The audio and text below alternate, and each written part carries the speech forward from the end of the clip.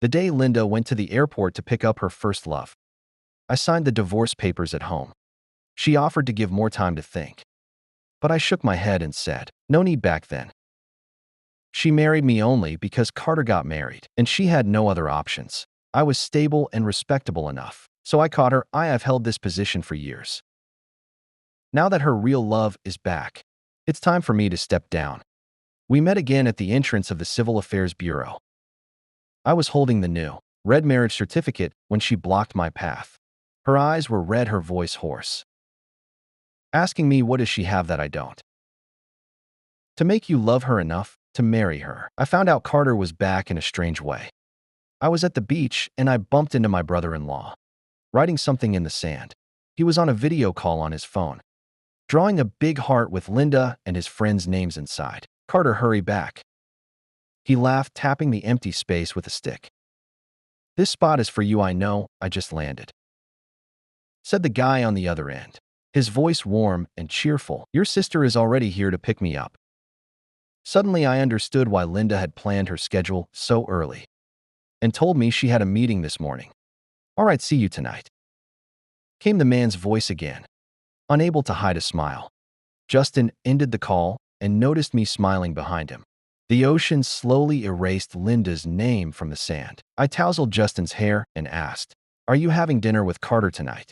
He nodded, looking like he wanted to say more, but didn't. We said our goodbyes and I glanced at the heart with my name missing. Even before comparing the two of us, I knew I couldn't match up to Carter. Even though Carter's been married a while, Linda's friends always saw him as their sister-in-law. They'd call me Andrew as if I was just a business partner. Polite and respectful, but nothing more. It wasn't until I heard them answer Carter's call that I realized they could laugh and joke with guys too. I started to see the complete picture. They'd seen what a real love like Carter's looked like, making Linda's choice clear. In her youth, Linda loved with wild abandon. They'd float over cityscapes in hot air balloons, hug on snowy mountain peaks at sunrise, and kiss at the top of Ferris wheels. Felt timeless and full of promise. But that passionate teenage love ended when Carter went abroad and found someone new. Their fireworks fizzled out, leaving me and Linda to pick up the pieces. Compared to Carter, I'm not as lively or interesting. Linda, too, has become more reserved. Our days drifted by, steady but bland. I'd forget where I put things, and she'd label them while seated next to me. There's a soft dent from the pen as the ink dries on the label. She'd tilt her head, smiling. This way you won't lose them. In those moments, she seemed like a normal wife who loved her husband. When she invited me as her +1 to an alumni event, someone asked if we wanted to see the old campus building, where Carter's photos still hung. Her grip on my arm tightened slightly. She looked at me and said, let's not, or it might bring back memories. It was as if she meant to say, I won't think of Carter otherwise. I'll long for him on our way back. I called Linda. My finger paused before hitting call. But I did it anyway. I felt she answered slower than usual. What's up, Andrew? She asked amidst what sounded like airport noise. I composed myself. Still in your meeting. Her voice was cool and low. Nothing seemed amiss unless you knew she was with Carter right then. For a second I was lost. Linda had been flawless, but beneath that, it had been indifferent. I'll be home late tonight, she said, snapping me back to reality. For some reason I blurted, are you going to get together? It was her turn to stay silent. I usually never questioned her plans with friends. She finally said, all right. See you later. I was about to hang up when she called my name again. I'll try to come home sooner. Don't sleep too early. Her words left me puzzled. But I obliged. I visited a lawyer, getting a copy of a divorce agreement template. I figured whatever Linda wanted to talk about involved our splitting up. Divorced life could be okay. We'd partnered through life decently enough. If she wanted out, that was fair. At home, filling out those papers felt like drafting a resignation letter. She was a stellar wife and I, at best, a mediocre husband. Facing the property settlement section, I realized we owned almost nothing jointly. The possessions truly mine were minimal, as if I'd been a guest in a stranger's home for 2 years. When I left, I'd only bring what little I'd originally arrived with. I didn't wait up for Linda that night. By midnight, I placed the papers on the table and packed up my stuff. I stumbled upon an unsent wedding invitation. While cleaning up, I remembered Linda meticulously writing many and insisting none were missing, when I thought otherwise this one was for Carter. Its bent corner and a small water stain, perhaps from a single tear, weren't shocking after packing. I turned out the lights and closed my eyes. The next morning, I woke up with Linda lying next to me. She was awake. She playfully tugged at my hair. As usual, the faint smell of alcohol hinted at her hangover from the night before. I apologized. I shook my head and said it was nothing, then got up to make her some porridge. When I came out of the kitchen, Linda had already left. The divorce papers on the coffee table had disappeared too. My luggage was piled in the corner, making me look like a childish kid trying to run away. I couldn't be bothered to guess what Linda wanted to say last night. I didn't want to figure out what she meant by delaying the divorce. I'd rather believe I was being understanding again. My phone buzzed. It was a message from Carter. It was a picture of Linda making him some hangover soup. She said she forgot to tell you she left, so she asked me to let you know she's with me. I typed back a simple okay. Feeling indifferent, I doubted that's exactly what Linda said. She's the type to play her role completely. I got Carter's contact info during a college club recruitment. He and Linda were 2 years ahead of me. I added his number when I signed up for hiking. Her friends always found me boring compared to Carter. He was more daring and adventurous. I used to be like that too, until my family went through tough times. Losing my dad made me grow up fast. Back in school, I was an outsider watching their love story. I saw her set off fireworks with his name on her birthday. When I heard about Carter's wedding abroad, it was during a hiking event. Linda collapsed from exhaustion, and I thought she was out of breath. I quickly handed her an oxygen bottle. She thanked me and asked for my name. Andrew, she repeated slowly, okay. Later, when her friends asked why she suddenly pursued me, she just smiled softly as if it was a whim. For years, they all saw me as someone to pass the time with, never taking me seriously.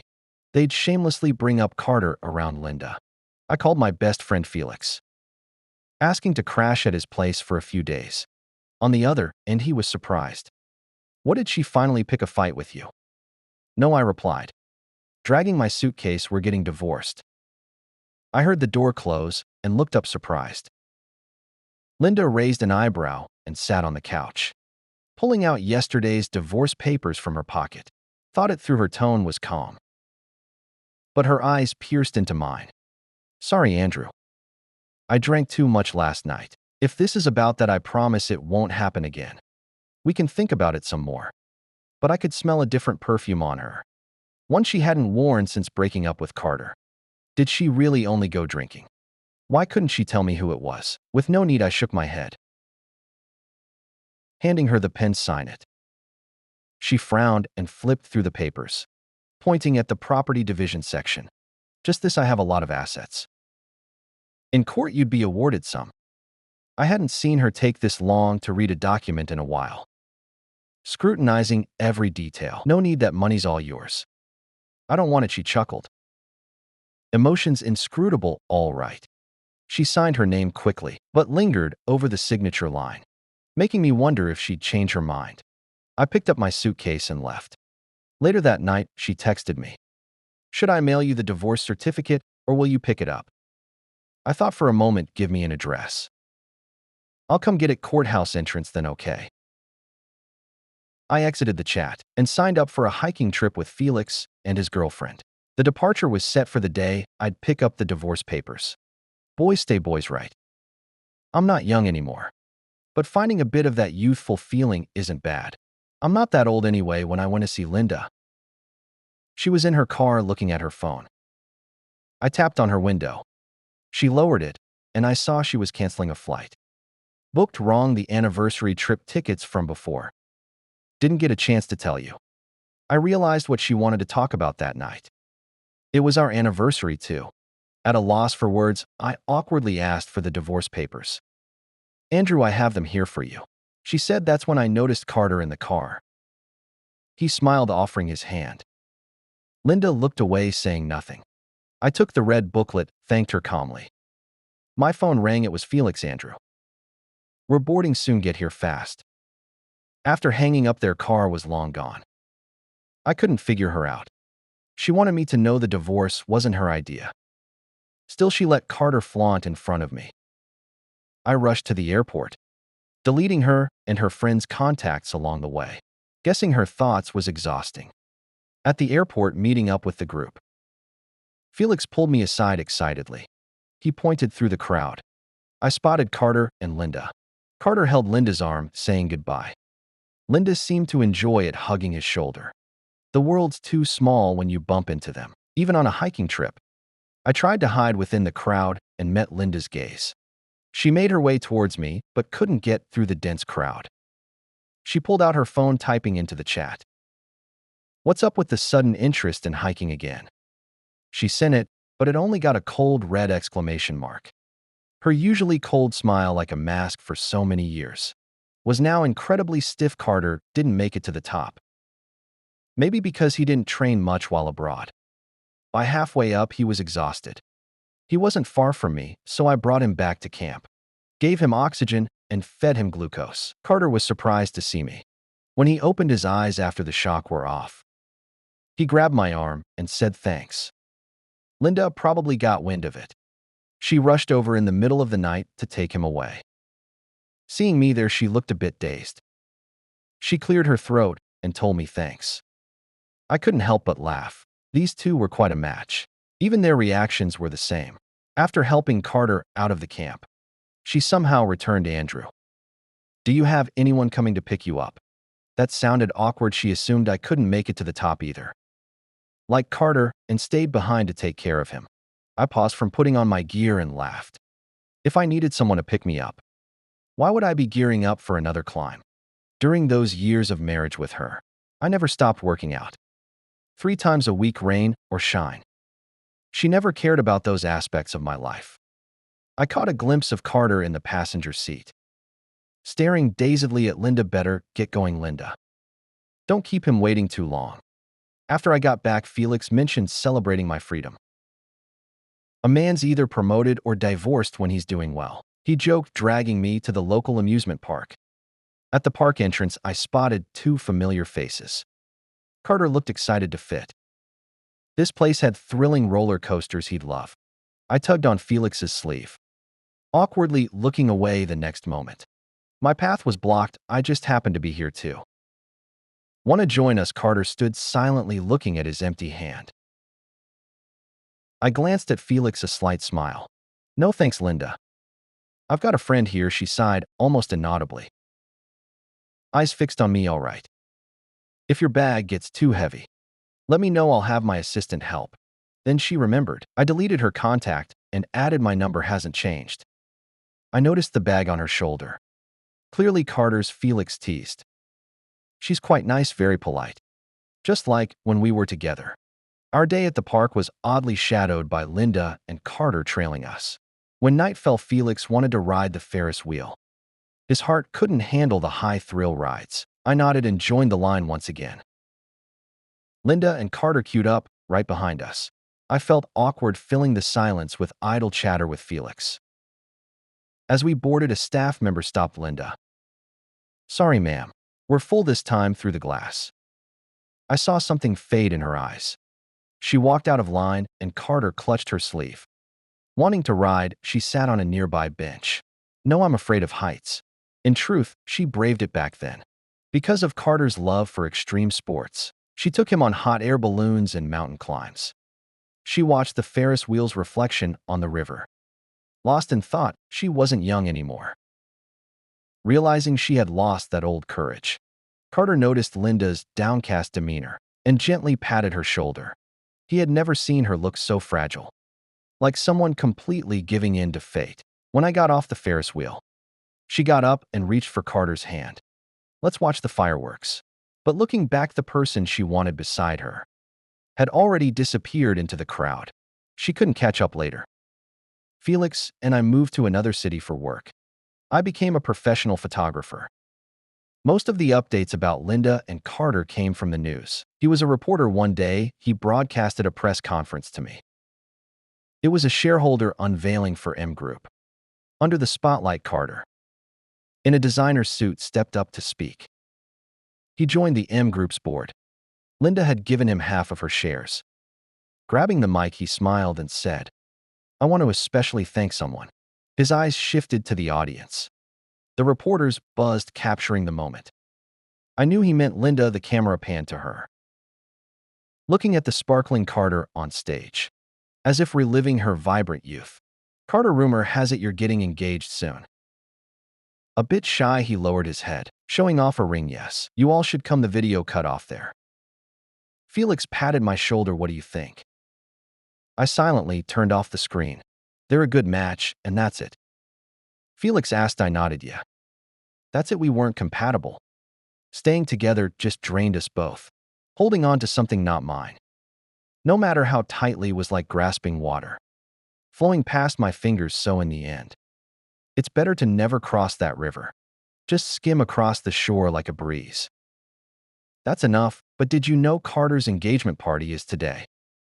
And his fiancée isn't Linda. She didn't even attend. Carter said she had to leave for a business trip and couldn't make it back. I was leaning back on the sofa, staring at the ceiling. For some reason, my mind felt a bit chaotic. "Let's go hiking," I said. At the airport, I spotted a figure surrounded by bodyguards. From afar, she was hurrying towards the exit. What could be happening in this small city that would make the CEO of company skip her first love's engagement party? Felix tugged on my sleeve, bringing me back to reality, and we headed towards the boarding gate. The plane took off with the turbulence. We left Linda and that small town behind. During that hike, I captured an incredible sea of clouds at sunrise. I also took wedding photos for Felix and his girlfriend. We had a guide named Violet. That photo set unexpectedly won an award, and I especially thanked her on stage. On the climb, I almost fell into a crevasse. She held on to me tightly, pulling me out. Some nosy reporters dug into my past with Linda. They asked if I had anything to say to her. I held the mic, smiled, and shook my head gently. "We're no longer involved," I said. "I hope everyone focuses on my present." I invited Violet, Felix, and the others to the award ceremony. After coming off stage, I sat down with them to chat. Out of the corner of my eye, I noticed a figure standing in the back row. It was Linda, wearing a royal blue scarf I had given her as an anniversary gift. She looked at me for a long moment and then smiled tenderly, though it seemed self-deprecating. Felix suddenly shifted the conversation. "Speaking of, we're planning to get married. Andrew, do you have any plans to marry Linda?" Who was walking toward us, frozen place. As soon as he finished speaking, I signaled them to keep quiet and quickly led them out of the banquet hall. Just as we left, we bumped into Justin. He was another award recipient that night. Linda probably came to support her brother. It was awkward making eye contact, so I gave him a friendly nod. He seemed unsure of how to react and stood in silence for a while. Then he found an awkward topic. "Andrew, was that the girlfriend you thanked on stage?" he asked, blinking. "I think I heard you talking about marriage." I shook my head, about to explain. "She's not my girlfriend." But then his name was called from the backstage. He gave me a knowing look, straightened his suit, and left, leaving Linda and me awkwardly facing each other in the hallway. Trying to be polite, I greeted her. She leaned against the wall, eyes downcast, looking somewhat pitiful. "Andrew," she said, turning her head, "is Violet good to you?" I was taken aback, realizing she had misunderstood. Feeling a tightness in my chest, I inexplicably answered, "She's all right." Linda stubbed out her cigarette. "Are you getting married?" I shook my head, "No. She's not my girlfriend, Linda." She seemed to think I was lying, giving a bitter smile and nodding lightly, "All right." I knew she didn't want to hear any more explanations. We parted ways after a simple farewell. I had to prepare for my next climb, while she joined her brother's award presentation on stage afterward. With the prize money, I started a mountaineering club. Somehow Linda heard about this and signed up. Since then, whenever I went hiking, if she found out, she'd join each time. Violet led us up first, and when I looked back down, I'd always see her at mid-mountain gazing up at me. Everyone, including her, Didn't say much. Our interactions were mostly nonverbal. Now she seemed out of place in my circle. Many noticed her being different and subtly asked me about us. I gathered them and explained everything, leaving out the conversation. In the hallway outside the banquet hall, I was baffled why I hadn't asked that day. Why didn't you marry Carter? I seemed to know the answer. But like when others asked if she'd visit the old school building, I feared I'd dwell on it. If I pondered, I was afraid that forever in a wavering stance, I'd start reminiscing Felix and his girlfriend were getting married. Getting this news, I grabbed my camera, along with some props, and accompanied them to the registrar's office with the embossed marriage certificate. I wished them a happy ever after. Felix went to change, and I held the red certificate. Outside, the path was suddenly blocked. It was snowing, and some had settled on her shoulders. How long had she been waiting outside? And how did she know I was here? Was Linda at the registrar to get married too? Without allowing any refusal, she took the marriage certificates from me, touched their covers, and handed them back. Andrew, she said, her voice hoarse, didn't you say she's not your girlfriend? She chuckled softly while eyed me. Bowing her head, I watched her eyes go from dry to red. She reached out as if to hug me. I stood stiffly. She quickly regained her composure and slipped her hands into her pockets. What makes her better than me that you'd want to marry her? For the first time since I've known Linda, she seemed undone before me, whereas her earlier fierceness wilted. Taking a deep breath to steady a trembling voice, she asked, seeing my silence. She laughed sarcastically. Why isn't she with you? You don't really love each other. Did her family pressure you? Her barrage of questions left me stunned. I only noticed her face growing more distressed, seeming both expectant of an explanation and desperate for a reason to let go. Too tired to speak, I only shook my head. Turning to head back to the hall, I heard her voice from behind Andrew. She called, congratulations on your wedding. That night I got a call from an unknown number. Through the line, I could hear a noisy background.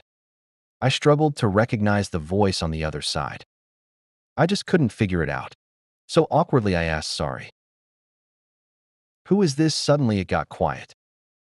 This is the bartender, came the reply. There's a woman here who came alone to drink. Now she's drunk and won't wake up. Her emergency contact is you, so I'm calling. Can you come pick her up? I immediately guessed it was Linda. Just as I was about to refuse, there was some static. Andrew. Linda had taken the phone. Do you really love that person? She sounded like she'd smoked a lot and was pretty drunk because her words were all slurred. Andrew, I miss you so much. I almost laughed out loud. I never imagined cheesy lines like that coming from Linda. Couldn't have ever pictured it before. Why did you divorce me back then? I found it funny all of a sudden. It was her who secretly couldn't get over Carter when we were married. And now she's asking me why we divorced. Really makes you wonder if she's losing it because Carter didn't marry her. Linda, if you're upset, go see a counselor, cause I can't help you with that. And by the way, you should change your emergency contact. We're divorced. Andrew. Did we divorce because of Carter? That was her only question. An awkward pause followed. I've moved on from him, Andrew. Her voice wavered, and I couldn't help but question. You moved on. That's why you ditched our trip plans to pick him up at the airport. Or how you ignored the porridge I made, but went out of your way to make him hangover soup. Is that what you call moving on? I gripped my phone tighter. Never feeling so assertive before. Let's end things peacefully, Linda. It was like I'd yelled some sense into her, and her voice calmed down. Andrew, I'm sorry. I never imagined I'd ever hear an apology from Linda. I shouldn't have kept it from you, that I went with friends to pick up Carter, so you wouldn't overthink. I know you won't forgive me. I truly messed up, but that day, I didn't go to see Carter. Carter was joining the company board, and a meeting came up last minute. That's why I asked him to tell you the hangover soup was for myself. He'd already had his. If all that's true, would you give me another shot? She asked, leaving those words hanging in the air. The next morning as I headed out, I saw a familiar figure at the end of the hallway. I wasn't surprised someone would come find me, but I didn't expect it to be Justin. I stood still watching him walk over. Andrew, you're not married. Are you? It didn't shock me that Linda looked into it. So I nodded honestly. She's not someone with a double heart. She explained things last night too. These days she's been asking folks to find you, without bothering you by getting too close. The day you went to the civil office, she stood in the snow all morning by herself. She wanted me to ask if you'd be willing to start over. I reached out, tousling his hair like I did by the beach. No, Justin. I smiled, feeling at ease. Actually, there's another reason for our divorce. We're just not right for each other. We can't drop our guard and be our true selves. We're like two air currents, crashing and grinding against each other until we're entirely worn out. If it's true she's over Carter, going back to her would just mean getting the same old Linda. And that's the most pointless thing. He stubbornly met my gaze, his eyes so much like his sister's. Eventually, his shoulders slumped. He pulled out his phone, showing a voice call on the screen. Sorry. Linda's voice was especially gravely from the hangover. Andrew, I wish you happiness. Linda had many friends from different walks of life, so it's inevitable to bump into them now and again. After clearly turning Linda down, whenever asked about her, I just shake my head and say I didn't know. Busy preparing for one mountain climbing trip after another. Standing on cliffs, trying to capture the perfect light and shadow. I began to gain some recognition when I met those acquaintances again. Now they respected me more than before the divorce. Linda eventually faded out of my life. I thought we'd never cross paths again. I didn't expect we'd meet once more. I hate attending business events, but the sponsors' party was non-negotiable. Among the guests were Linda's old friends and Carter. Maybe they ran out of things to talk about and turned the topic to me. Before Andrew and Linda got divorced, we always thought he wasn't as adventurous as Carter. Who knew Carter wouldn't be the party animal he used to be? Yet Andrew changed, so is Linda. Still hung up on him, someone joked at the table. I say she just hasn't met the right guy. Still pulling young adults' moves at her age. Doesn't care about family at all. I let go of the door handle. Even many years later, when they no longer saw me as boring or difficult, they'd still find reasons to pick on me. In their eyes, neither my past self nor my present self could ever compare to Carter. I was never truly one of them. But I don't need to be anymore. Just as I was about to push the door, a hand grabbed my wrist. I looked up to see Linda. Shadows in her eyes, she looked ready to speak. In my defense, I yanked my hand away. Swung the door open. You're quite right, folks. But let me correct something. It's not that I've changed. I've always been this way. I just never had the interest or obligation to amuse you. The laughter on their faces froze. Since you all have opinions on my personal conduct, I'm sure you also disapprove of my club, management, and promotional style, right? I picked up a glass from the table. Downed it in one go. Let's call this a farewell dinner. Then we'll end our partnership when we get back. Someone tried to smooth things over. Hey, Andrew. Partnerships are about mutual benefit. Don't take it so seriously. I ignored them and turned to Linda. Oh, by the way, I hope you find someone better soon, Linda. I walked out of the room with long strides. All that was left was the stunned silence and the sound of Linda slamming her hand on the table. After returning, I planned the next hike. Unexpectedly, Carter signed up. This time, the destination was the very mountain where Carter had collapsed. Halfway before I knew he had something to say. So I put him in my group at the spot where he had given up last time. He stopped me, Andrew. He sat on the ground looking up. His eyes sparkled just like in college. I think I owe you an apology too. I signaled the rest of the team to move ahead. I'll admit, when I first came back, I hadn't let go of Linda. I deliberately sent misleading messages. Deliberately had Linda pick me up the day you came. For the divorce papers, I know it was gross. From the moment I saw her again, I knew she didn't love me anymore. We're not young anymore. She won't love me like back then. Even if I tried to recreate the past, I realized it was pointless. He suddenly looked up with an awkward smile. I nearly lost my life trying right here, actually. I have to thank you. I know Linda loves you. Not just for your stability when you were her husband, but also for your bravery now. But you shattered her and her friends' illusions about you. You said you didn't fit because of you. I realized it doesn't matter how others see you or whether they love you. Thank you, he gripped my hand tightly. We've both let go, he gazed into the distance.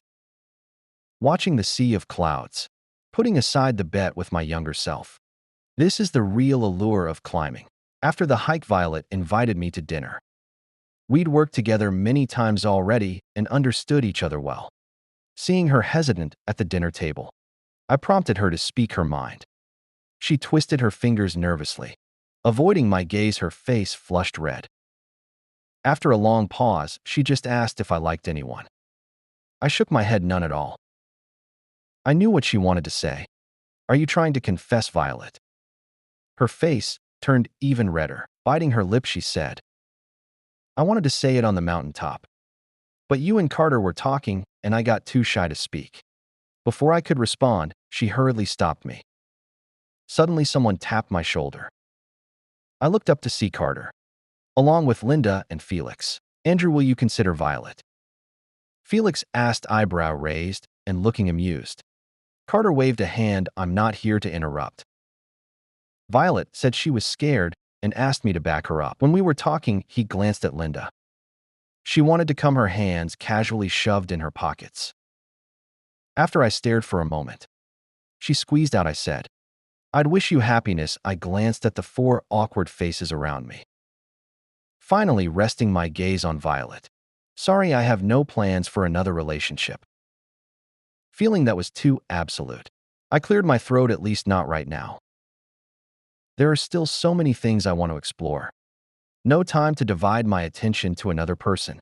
When I was young, I thought I'd never want to marry. Like the wind move through mountains and rivers. Always reaching for the horizon. Seeing her disappointed expression, I patted her shoulder. We can still be teammates.